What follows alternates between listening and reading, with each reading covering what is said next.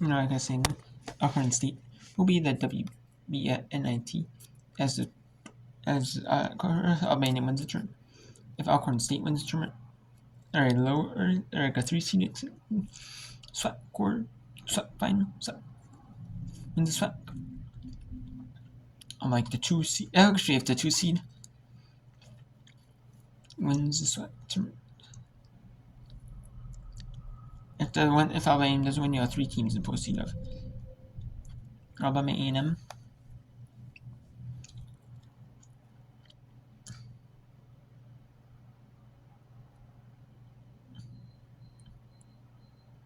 you have Alabama A&M as a team. You have Alcorn as a team, and then you have like another team, the team. So we'll see. But obviously, if you want obviously you're the leagues, you want the best team to get in. But you give every team a fair advantage, every team a chance to win, compete for the NCAA tournament. So far, Alcorn is 17-14, Ernst Appel 14-15, 10-8. And they're up. Alcorn sit up 11-7, Ernst Appel 103 in the first. UC sit up 10-9 over UC Suburban at 5:44 in the first. And Idaho 36 over Montana State. This is on ESPN. Some women's basketball championship games are on ESPN 2. Some are on ESPN U. This is one of them on ESPN U. That's because Southland men's on ESPN 2. And then they had the free agency was going on talk about on ESPN 2. And then AC men's championship game was on. And then Big 12 men's game was on ESPN U. That started maybe a little bit late. Maybe the first game went a little long. The second game went long. And it's in overtime right now. So they're having that game on ESPN News. It's kind of a bad sign for Big Sky, though. I mean, yes. The Big Sky can't help that. On ESPN decided to show. But you'd much rather have it on ESPN U than ESPN News. Pass on the inside taken by Jada Bowen. Bowen gets the ball knocked out of her hands from behind by Davis.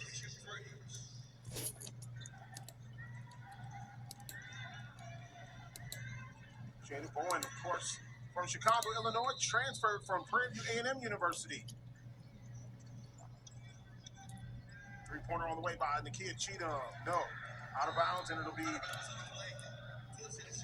Pine Bluff basketball.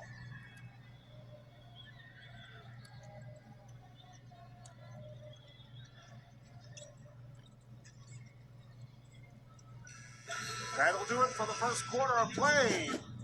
And Alcorn State 11, Ernst Appel 9 in Game 6 in the swept turn, which is the second quarterfinal. No one's turn. We have UC Riverside 12, UC Santa Barbara 11. And we have the Bowling Green down 8 to Ball State 51-43. Single digits. Ball State will hold for the final shot of the third quarter. Nice backdoor cut. Salenbine, between two defenders, gets the bucket to push it back to 10.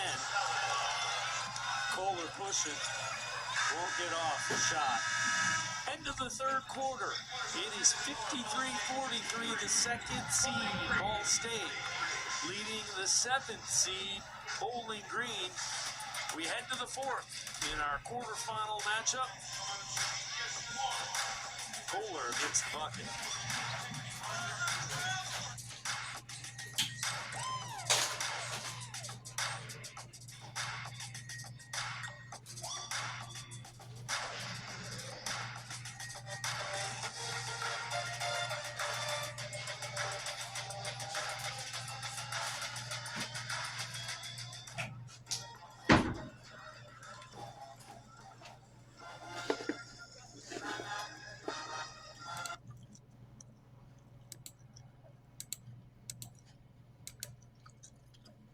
So we have all of the games in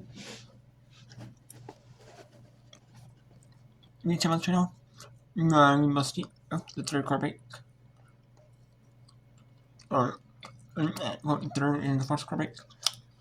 You are somehow in the first going is in the first quarter. We're going in the second quarter. That break. And the first quarter at Mio Town. The first in San Barbara and that one.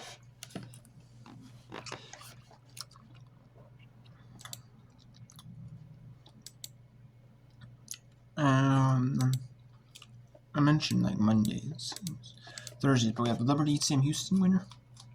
I forgot I did not mention that they'll play.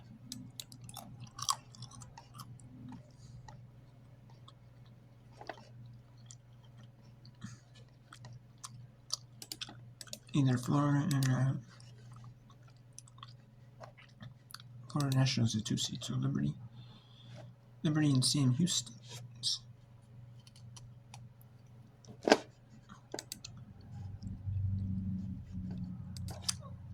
So looks like Sam Houston and Liberty could play him. Well,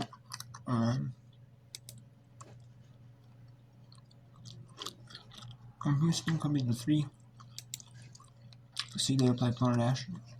3-6. The 4-5 matchup would play Louisiana Tech.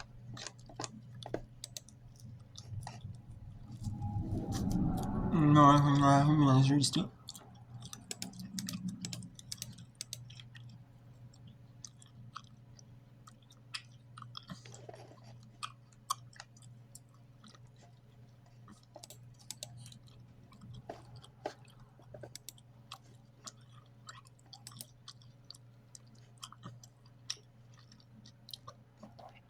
Tennessee, Missouri State. Missouri State, Tennessee, they'll play. The furnish on them.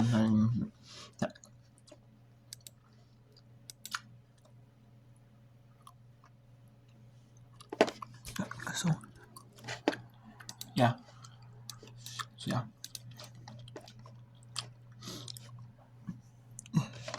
And then we have Friday. We have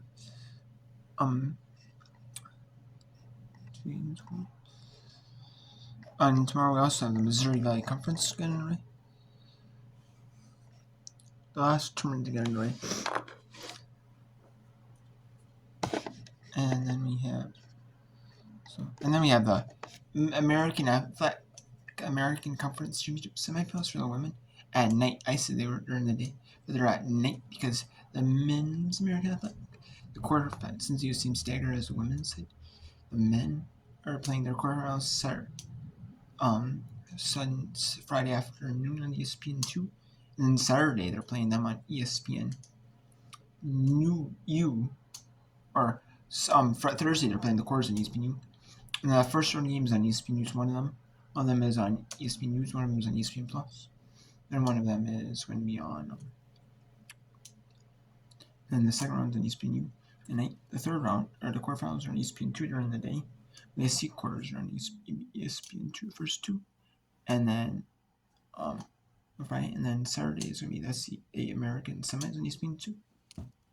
The Power Conference semis of the SEC and Big 12 ACC men's on ESPN, and then and then so the women will get the night session Friday, and they'll get the night game Saturday. So they get on ESPN U.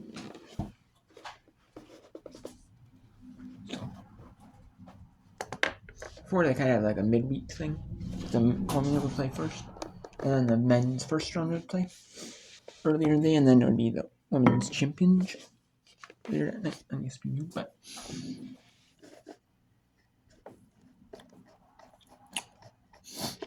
yeah. So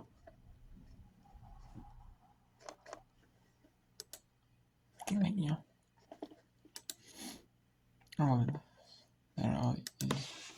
Saying finals going on at the same time. Kind of got a stacked schedule of stuff we got. I like watching women's college basketball, so it's nice. We've got all these conference tournaments going on. And then we got the Paralympics as well.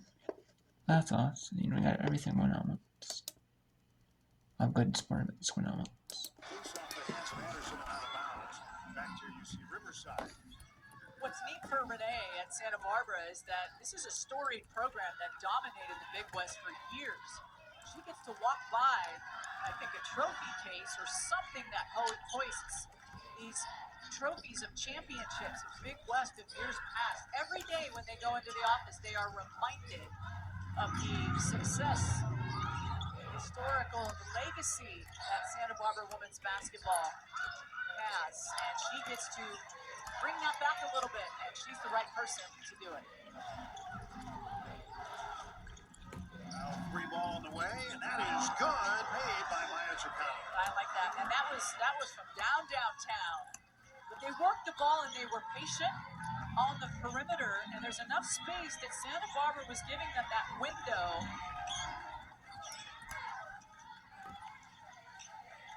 48 left, first quarter, 17-13. Side up. Bradley, narrow. Narrow. We get a screen. Goes up a three off the screen. It's around the rim and out. The rebound to Michaela Minshaw. Rhea Shine actually helped close out on that shot. So she had a hand in her face. Wasn't a terribly open shot. A tough shot by Narrow. Side to Shine. Free ball near corner, no good. Long rebound in the hands of Chauncey Anderson. She takes it to the right wing, slows it down. Goes over to Narrow. Santa Barbara trying to get the offense going. Under a minute to go, first quarter. 4-point lead for the 7 seed. Skylar Burke is fouled and hit by Maria Mejia. Mexicali, Mexico.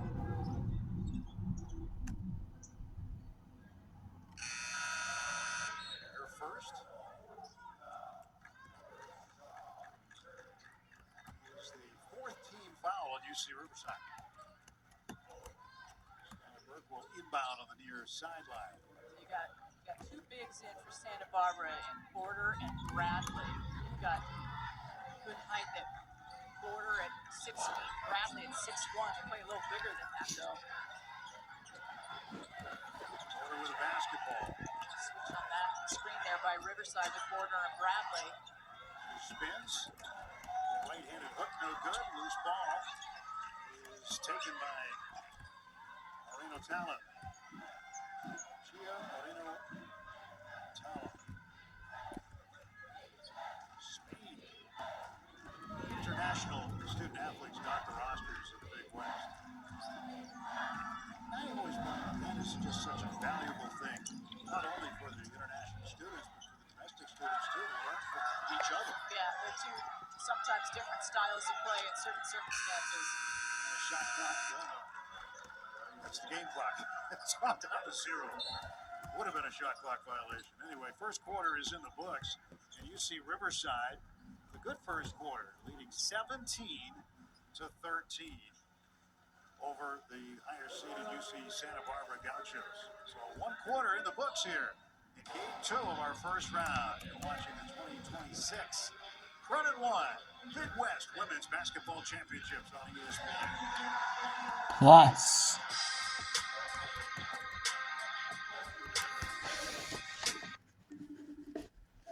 We got a problem.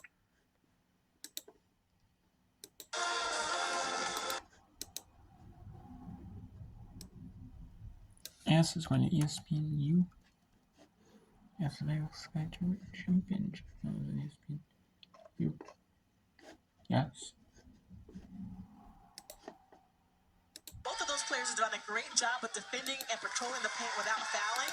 What Montana State needs to do a better job of, I would love to see some more on-ball action with screens on the ball to allow them to get going downhill off the dribble and go north-south versus east-west, which is what they've done in the first half. Addison Harris, first team All-Big Sky, makes it a 3-point game. Passman loses a handle. And here comes the relentless pressure of the Bobcats, Phillips will get the reaching foul. Well, that's one of the things. That's a signature play by Phillips. She got called for the foul on that play, but Coach Binford talks a lot about she has to go through a pair of knee pads in every game because she's going to be that player that's diving on the floor for loose balls.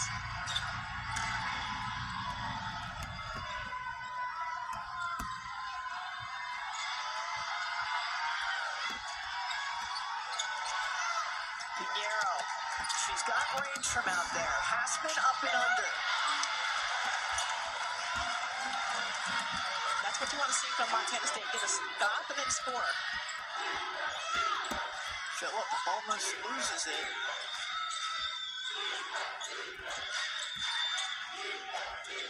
Church just turned the corner and it was smooth sailing. That's what Church does so well. When she gets going downhill, she's able to finish and has such great body control. Pinheiro on the other end. You talk about body control. Pinheiro has done this all ball game long, getting to her right hand and going downhill. Harris with the kick out to Phillip. Weak side rebound.